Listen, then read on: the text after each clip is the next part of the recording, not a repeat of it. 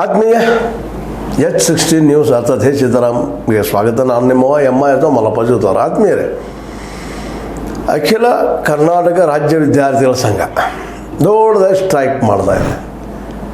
ಕಾರಣ ಇಷ್ಟ, ಶಿಕ್ಷಕರ ತುಂಬಿಸ್ಕೊಳ್ರಿ, ಕಳೆದ 10 ವರ್ಷಗಳಿಂದ ನೇಮಕಾತಿ ಮಾಡ್ಕೊಂಡಿಲ್ಲ ಅಂಥೇಳಿ ವಿಶೇಷ ಪ್ರಾಥಮಿಕ ಪ್ರೌಢಶಾಲೆ PUC ಕಾಲೇಜ್ ಇವುಗಳೆಲ್ಲ ಶಿಕ್ಷಕರು ಉಪನ್ಯಾಸಕರು ಕೂತ್ಕೊಂಡು ದೊಡ್ಡದಾದ ಬೃಹತ್ ಒಂದು ಪ್ರತಿಭಟನೆಯನ್ನು ಶುರು ಮಾಡಿದ್ದಾರೆ.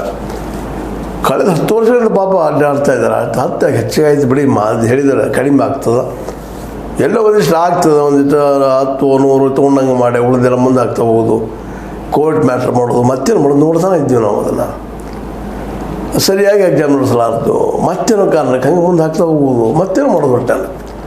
ಒಟ್ಟಾರೆಯಾಗಿ ಶಿಕ್ಷಣ ಕ್ಷೇತ್ರವನ್ನು ಅಧ್ವಾನ ಮಾಡಿಬಿಟ್ಟಿದ್ದಾರೆ ಇವತ್ತಿನ ಇಂದಿನವರೆಗಿನ ಎಲ್ಲ ಸರ್ಕಾರಗಳು.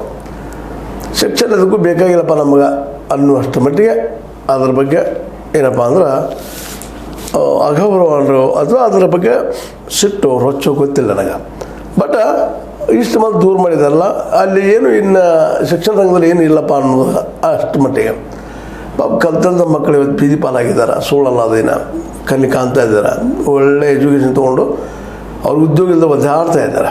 ಜೊತೆಗೆ ಸ್ಕೂಲ್ಗಳಲ್ಲಿ ಸಹ ಕಲಿಸೋ ಗುರುಗಳಿರೋದಕ್ಕೆ ಅಲ್ಲೂ ವಿದ್ಯಾರ್ಥಿಗಳು ಒಣಗ್ತಾ ಇದ್ದಾರೆ. ಅವ್ರಿಗೂ ತೊಂದರೆ ಆಗ್ತಾಯಿದೆ ವಿದ್ಯಾರ್ಥಿಗಳಿಗೇನು.